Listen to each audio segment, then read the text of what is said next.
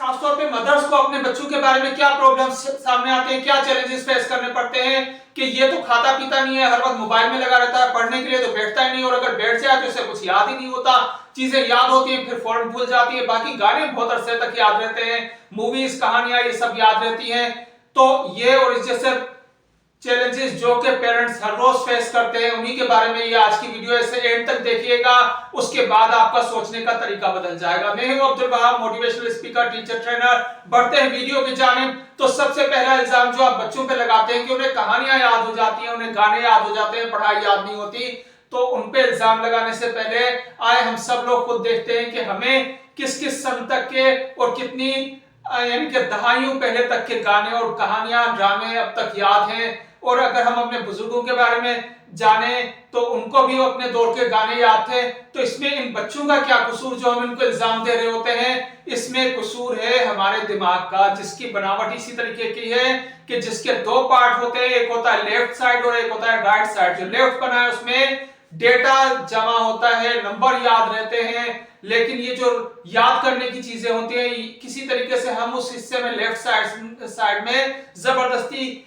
दबा के घुसा दें, लेकिन उसके बाद उसमें से जब हम वापस निकालना चाहते हैं तो वो वापस नहीं निकलती, सिर्फ 10% जो है वो वापस निकल पाती है। दूसरी साइड पे राइट साइड है, राइट साइड बहुत मजे में रहता है, वो चीजें याद रखता है जिसमें इमोशन हो, जिसमें एंजॉयमेंट हो, जिसमें कहानी हो।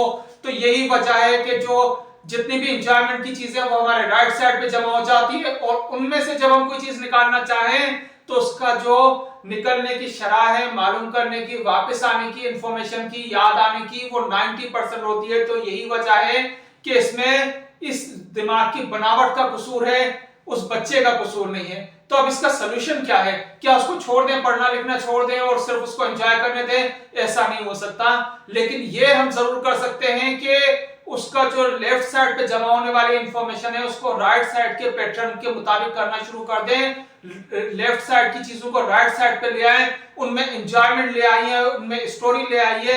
यही वजह है कि जो टीचर स्टोरी टेलिंग मेथड से बताते हैं वो ज्यादा अरसे तक याद रहता है, जो मूवीज की शक्ल में देखते हैं वो याद रहता है। इसी तरीके से अगर उसको बोरिंग तरीके से सिर्फ रट्टा लगवाते रहे तो वो कभी नहीं होगा। उसमें जब वो खुद परफॉर्म करेगा, एंजॉयमेंट होगी, तो एंजॉयमेंट के जरिए से उसे याद रहता है। यही वजह है कि जो याद की हुई पोएम्स है वो हमें आज तक याद है।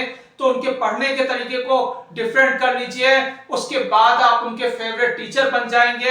अगर पेरेंट पढ़ा रहे हैं तो वो पेरेंट से पढ़ना चाहेंगे और वो बच्चे को कभी भी नहीं भूलेगा। तो इसमें अपना तरीका दुरुस्त कीजिए, सिर्फ उनको कहते रहने से डांट। दूसरा इश्यू जो पेरेंट्स फेस करते हैं वो ये कि इसको तो हम कोई बात समझाते रहते हैं, ये मानता ही नहीं है, सुनता ही नहीं है, ये क्यों नहीं सुनता? तो उसकी वजह क्या होती है कि हम उसे बच्चे को पेरेंट बन के नहीं बल्कि टीचर बन के समझाते रहते हैं। सिर्फ समझने से नहीं होगा। अगर आप किसका कहना मानेंगे? जो आपसे अटैच होगा तो पहले उसको खुद के साथ अटैच कीजिए। याद रखिए कि पहले कनेक्ट कीजिए, फिर करेक्ट कीजिए, फिर कनेक्ट कीजिए। लेकिन हम क्या करते हैं? सिर्फ करेक्ट करते हैं जबकि हम में खुद में खराबियां होती हैं।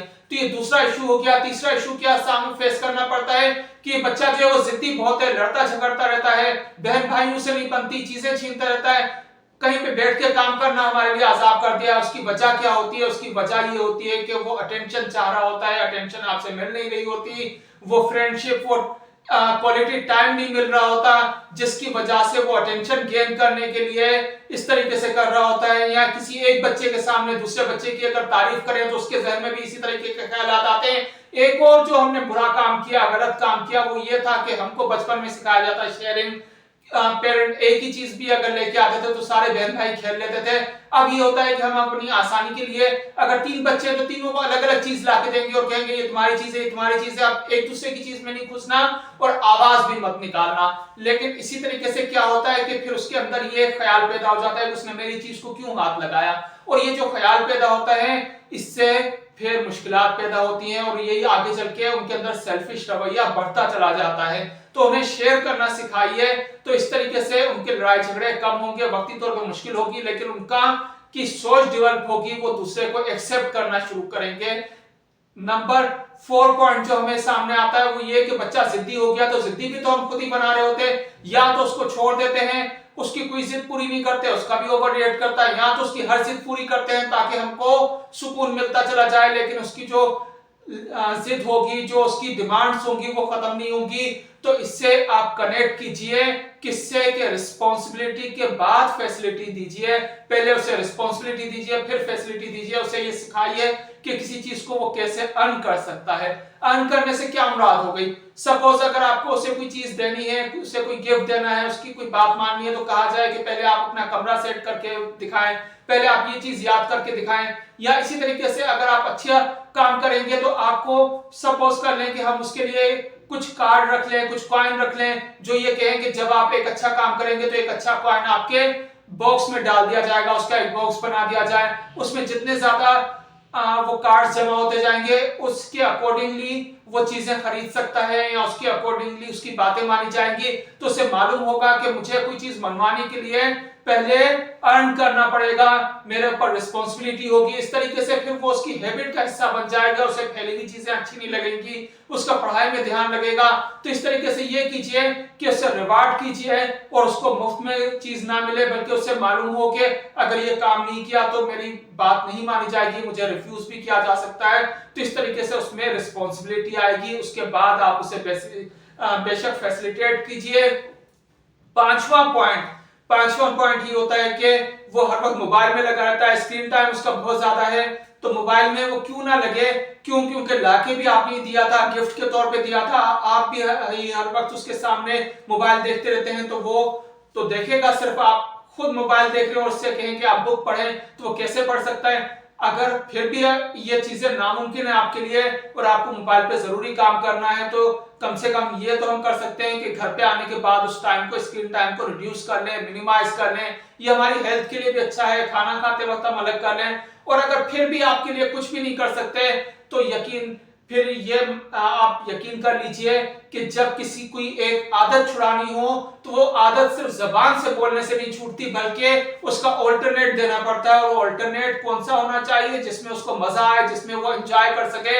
अगर मोबाइल छुड़ाना है तो उसकी दूसरी हैबिट डेवलप कीजिए, उसे किसी दूसरे ऐसे गेम में लगाइए जिसमें कि वो एंजॉय करने लग जाए। जब वो एंजॉय करेगा ऑटोमेटिकली वो आदत उसकी कम होती चली जाएगी। कोई और ऑल्टरनेट होगा तो पहले की आदत छूटेगी, वरना पहले की आदत नहीं छूटेगी। इसी तरीके से पॉजिटिव एंटरटेनमेंट दीजिए। कुछ लोग जो कहते हैं कि हम बच्चों को एंटरटेनमेंट ही नहीं देते, तो इस तरीके से तो बच्चे साइकोलॉजिकल पेशेंट हो जाएंगे। उन्हें एंटरटेनमेंट जरूर दीजिए, हमें भी एंटरटेनमेंट चाहिए, लेकिन इस एंटरटेनमेंट को हम रोक नहीं सकते। लेकिन उसके ऐसी एंटरटेनमेंट हो जिसमें कोई नेगेटिव पहलू ना हो, जिससे लर्निंग का मकसद पूरा होता हो। और यह भी हो सकता है कि आप उनको एंटरटेनमेंट के थ्रू ही कुछ सिखा दें, कुछ समझा दें, और वो चीजें, वो की गई नसीहत उन्हें हमेशा याद भी रहेगी। जो स्टोरी टेलिंग होगा वो उसके जरिए से उनको समझाई हुई बात हमेशा याद रहेगी। तो जो उनको